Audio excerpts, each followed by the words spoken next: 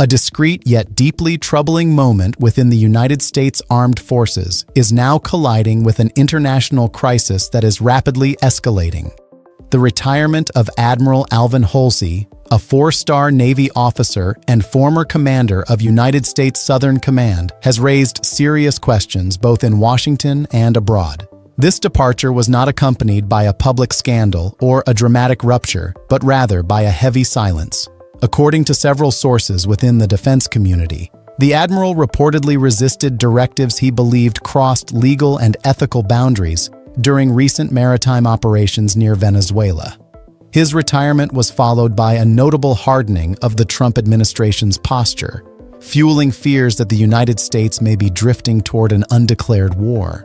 At the center of this sequence lies Venezuela, already subjected to severe sanctions and deep diplomatic isolation. In recent weeks, U.S. naval activity in the Caribbean and off the Venezuelan coast has expanded dramatically. Official statements describe these operations as enforcement actions targeting sanctioned oil shipments. Yet the scale of the deployment and the tone used suggest a far broader ambition. Donald Trump publicly described the military presence as the largest armada ever assembled in South American waters. Whether accurate or exaggerated, the statement clearly signals a willingness to escalate.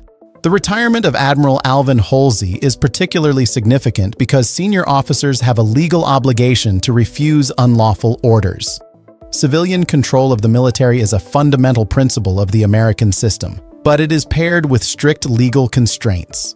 The authority to commit the nation to war belongs to Congress, and any military operation must comply with domestic law and international conventions. When a four-star admiral chooses retirement over executing certain directives, the signal is powerful. In recent history, such moments have often preceded deep internal disputes over the legality of military actions. Following the admiral's departure, leadership changes within Southern Command placed individuals perceived as more aligned with a hardline approach in key positions. This reorganization coincided with reports of controversial naval incidents, including strikes against vessels described as fishing boats operating near Venezuelan waters. Human rights organizations have raised concerns regarding double-tap tactics, in which an initial strike is allegedly followed by a second after survivors or rescuers appear. If confirmed, such actions would raise serious legal questions. The administration has declined to release full, unedited footage of these incidents, citing national security and the protection of sources and methods. While certain congressional committees may review classified material, the lack of transparency toward the public has fueled suspicion. The partial clips released, showing only selected sequences, have failed to ease criticism, with detractors arguing that selective disclosure undermines public trust. Within this context, Donald Trump has made statements that many legal experts interpret as de facto acts of war. Ordering a total blockade of sanctioned oil tankers entering or leaving Venezuela is not merely an economic measure. Under international law, a naval blockade is traditionally considered an act of war, unless explicitly authorized by a multilateral body or grounded in a clear legislative mandate. To date, no declaration of war has been adopted by Congress, and no public authorization clearly permits the use of force against Venezuela. The justification put forward relies heavily on national security arguments, including claims that Venezuela is a major source of drugs entering the United States and that Venezuelan authorities have seized American assets. However, available data from U.S. agencies and international monitoring mechanisms indicate that the primary routes for synthetic opioids, such as fentanyl, do not originate in Venezuela.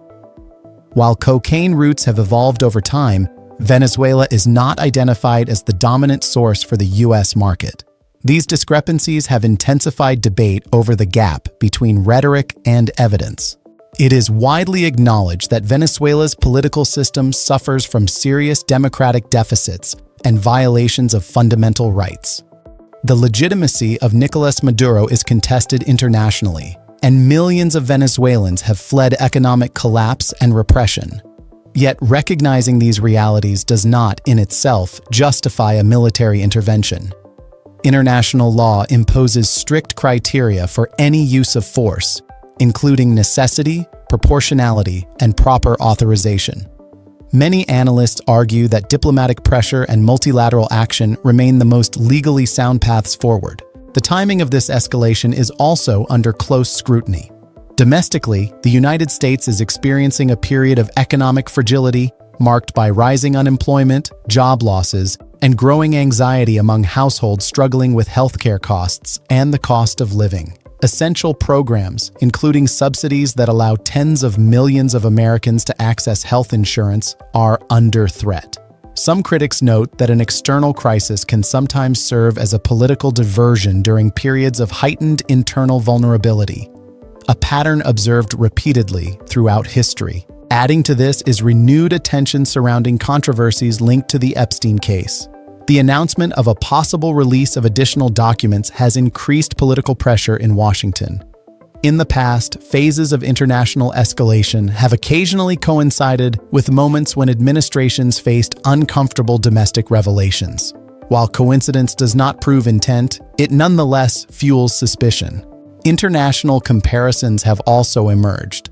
Some observers note similarities in rhetoric between the justification for action against Venezuela and language used by other powers to rationalize military actions elsewhere. Arguments centered on reclaiming allegedly stolen assets or defending national honor are well-known tools in geopolitical narratives. These parallels do not imply identical situations, but they illustrate how similar justifications can lead to destabilizing trajectories. Within the federal apparatus, concerns extend beyond foreign policy. The Federal Bureau of Investigation and other agencies have faced criticism over the handling of sensitive cases and priorities perceived as disconnected from public security concerns.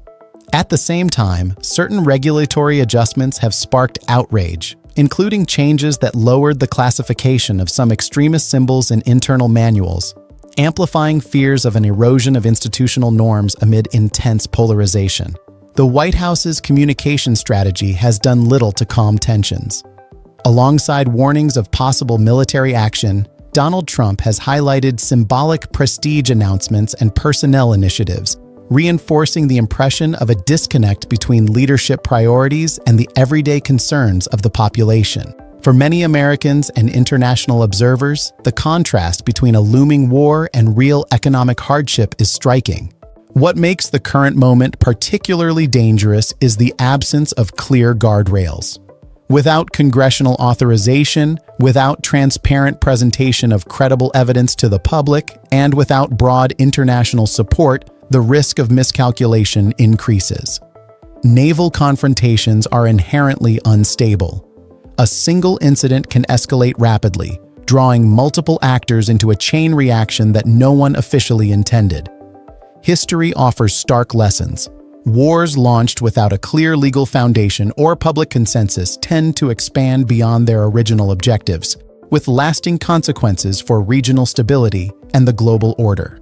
Venezuela's geographic proximity, its energy resources, and its alliances make it likely that any conflict would have repercussions far beyond its borders, across Latin America, on global energy markets, and within diplomatic balances. The retirement of Admiral Alvin Holsey may therefore be remembered as an early warning rather than a routine personnel change. Dissent at the highest levels of military leadership is rare and significant. It suggests that the line between lawful defense and unlawful aggression is being tested.